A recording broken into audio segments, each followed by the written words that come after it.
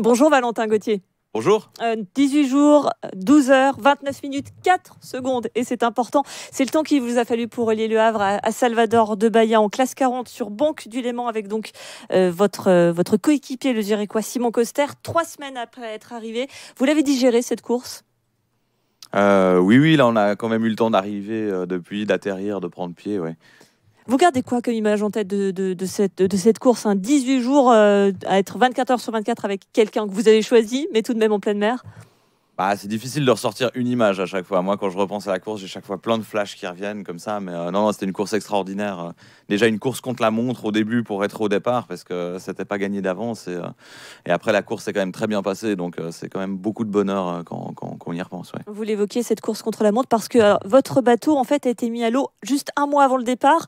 Alors, les gens qui nous écoutent se disent, un bateau tout neuf, c'est super, c'est comme une voiture toute neuve, ça va vite, c'est fiable et tout ça. Alors, pour un bateau, c'est vraiment différent. D'avoir un bateau neuf, c'est pas forcément un avantage. Ouais, c'est pas forcément un avantage, effectivement. En général, il faudrait peut-être plutôt penser à une maison. C'est comme une maison toute neuve. On se dit, génial, une maison toute neuve, mais en fait, il faut encore mettre tous les meubles, il faut mettre tout le papier peint, il faut mettre Enfin, il y a énormément de choses à faire. Un bateau tout neuf, il faut d'abord le fiabiliser. Il y a des choses voilà, on sait à peu près qu'est-ce qu'il faut mettre à quel endroit, mais il y a toujours des petites choses qui cassent à gauche, à droite.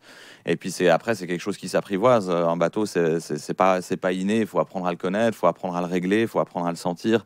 Et du coup, un bateau mis à l'eau un mois avant une course, c'est un très très gros challenge. Avec donc ce très bon résultat qui vous a presque surpris, ou vous attendiez à faire aussi bien finalement ?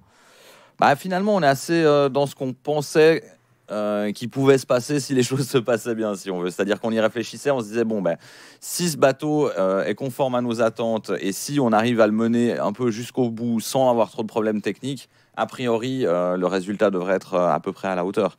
Et c'est ce qui s'est passé. On a eu pas mal de petits pépins qui nous ont pas mal retardés, mais on n'a pas eu de vraies grosses casses qui nous a vraiment pénalisés. Donc on a toujours pu repartir de plus belle et rester un peu dans un mode compétition jusqu'à la fin. Et du coup, le résultat est assez conforme à ce qu'on pouvait imaginer avec une préparation aussi courte. Ce bateau, il s'appelle Banque du Léman. Le sponsoring, c'est indispensable dans la voile. C'est un peu aussi une autre facette finalement de votre pays. C'est-à-dire que vous êtes navigateur, mais aussi un peu représentant de votre cause pour trouver ses sponsors. Oui, effectivement, la partie navigation, la partie voile, c'est en fait, moi j'ai tendance à dire que c'est la pointe immergée de l'iceberg. C'est la partie chouette que tout le monde voit, tout le monde s'imagine, voilà, on passe notre vie sur l'eau, c'est extraordinaire. Et en fait, il y a vraiment de loin pas que ça. Il y a énormément de préparation technique, il y a de la préparation physique, de la préparation mentale, etc. Et aussi, effectivement, une énorme partie du travail qui consiste à aller trouver les moyens de faire ce qu'on fait. Donc, effectivement, démarcher des sponsors, convaincre des entreprises de nous prêter leur marque, c'est jamais anodin quand même pour des boîtes qui ne nous connaissent pas forcément. C'est quelque chose de très délicat.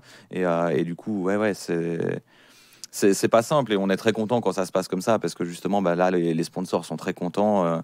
La Banque du Léman, on est passé hier, ils étaient hyper enthousiastes. On a aussi revu la Régie Nef qui nous sponsorise, qui pareil, il y a eu un engouement énorme chez eux et du coup, quand ça se passe bien pour eux, nous on est très très fiers aussi quoi. Parce que pour se donner un ordre d'idée, un bateau comme le vôtre, ça vaut combien ? Alors un bateau comme le nôtre, à peu près à la louche comme ça coûte pas loin de 800 000 francs suisses, je pense. Alors là, c'est déjà une belle maison. C'est déjà, c'est déjà une belle maison, et surtout en Bretagne où on est basé, avec 800 000 francs, il y a moyen de faire des jolies choses, c'est sûr. Donc c'est déjà le bateau en lui-même a un budget énorme, et après on se rend pas forcément compte, mais le budget de fonctionnement aussi, nous. Pour être efficace, il faudrait qu'on puisse avoir un budget de fonctionnement autour des 400 000 francs par an, à peu près. Entre les déplacements, nos salaires, l'entretien technique du bateau, les voiles qu'il faut racheter quand même assez régulièrement. Il y a certains produits comme les voiles qui s'usent et qu'on doit un peu changer. Les déplacements, la saison prochaine, on va aller passablement de l'autre côté de l'Atlantique aux États-Unis. Du coup, ça inclut des billets d'avion pour l'équipe, des nuits sur place. Enfin voilà, pour bien faire les choses, ça demande un budget conséquent. Vous évoquez votre salaire. Alors, dans la voile, comme dans d'autres sports, il y a entre guillemets des méga stars. Vous êtes en train de vous faire connaître. Mais est-ce qu'on arrive à en vivre de la voile, qui est vraiment un métier, un sport passion ? Il y a différentes manières d'en vivre. Effectivement, nous, en faisant de la course au large, on peut en vivre À peu près, si dans notre cas, par exemple, comme nous, on va vivre en Bretagne, avec le salaire qu'on arrive à se verser Typiquement, vous ne aujourd'hui. pourriez pas rester ici à Genève avec le salaire que vous avez? Là, je pense qu'on se verse à peu près l'équivalent d'un SMIC français. Donc, nous, on accepte de vivre dans ces conditions parce que c'est une passion et que c'est un truc voilà, qu'on a toujours rêvé de faire. Donc, c'est plus facile de faire ce genre de sacrifice quand on fait quelque chose qu'on aime comme ça. Après, effectivement, de vivre avec ça en Suisse, ce serait complètement impossible. Ouais. Vous avez fait donc la Transat Jacques Vabre, qui est, même si vous étiez deux, quand même une course en solitaire. Enfin, en solitaire, ça a beaucoup changé quand on voit, il y a une vingtaine d'années, il n'y avait pas tous ces smartphones et autres réseaux sociaux qui fait que vous êtes toujours finalement connecté avec le monde. Est-ce que ça n'a pas un peu changé la course large, enlevé peut-être un petit peu de saveur de ce côté véritablement où vous auriez pu être complètement coupé du monde? Ouais, ça change un peu. Alors effectivement, nous, avant, sur la Mini Transat, il y a des règles très strictes. On a 0 moyen de communication. Donc ça, c'était un gros changement par rapport à ça. Après, faut pas rêver. On n'est pas connecté en mer comme on est connecté à terre. De manière générale, d'être en mer pendant si longtemps, ça nous remet un peu les idées en place sur à peu près tout. Que ce soit l'eau douce qu'on doit consommer avec vraiment énormément de modération, que ce soit la nourriture, où c'est jamais anodin d'arriver à se faire à manger sur un bateau, et aussi effectivement la connexion, c'est-à-dire que nous on a des connexions satellites sur notre bateau, mais ça coûte extrêmement cher, donc on doit faire très très attention. On a un ordinateur qui est bourré de pare-feu pour éviter qu'il y ait un maximum même qu'il fasse une mise à jour et que ça nous coûte tout de suite 1000 balles de données. Oui, effectivement, oui. C'est quelque chose auquel on ne pense pas forcément. Oui. Ouais, et qu'on envoie une photo à terre, on fait attention à la dégrader pour qu'elle fasse pas plus de 300 mégas, de 300 kilos, je veux dire. Voilà, on fait très très attention aux données qu'on consomme, donc on n'est pas du tout connecté. En fait, on passe par une boîte mail, on n'envoie que du texte. Quand on télécharge des fichiers météo, on fait attention à prendre une zone qui soit pas trop grande, on enlève certains paramètres qui sont peut-être un peu moins essentiels. Et effectivement, quand on retourne à terre et qu'on voit qu'en fait on est connecté en permanence, qu'il y a des flux qui passent, qui viennent, des applications qui tournent en arrière-fond, on se dit, mais c'est pas trop dur ce retour à la civilisation après jours c'est jamais simple, c'est jamais très simple. Effectivement, on arrive, on a passé beaucoup de temps à deux, beaucoup de temps tout seul aussi, parce qu'en double finalement on se croise quoi, on fait beaucoup de solitaire alterné presque, on pourrait dire.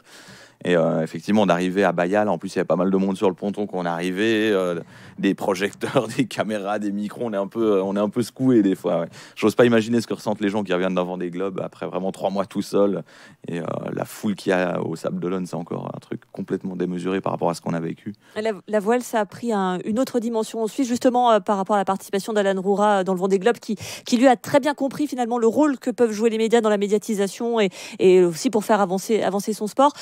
Vous levez comment ce côté médiatique qui pointe aussi pour vous maintenant? Vous estimez que c'est aussi une corde que vous devez avoir à votre arc, que vous devez vous soumettre aux paroles d'une journaliste pas toujours spécialiste de la voile qui vous demande de poser des questions devant un micro bleu? Alors, les micros bleus sont très jolis déjà. Et pour moi, c'est toujours un plaisir en fait. Moi, j'adore partager. Moi, quand j'étais petit, c'était une frustration que j'avais un peu parce que mes potes faisaient du foot, machin. Donc tout le monde fait du foot, tout le monde comprend un peu le foot, quoi. Et moi, je faisais de la voile et de pas arriver à faire comprendre à mes amis ce que je vivais et pourquoi je faisais ce sport, c'était presque une frustration pour moi, quoi.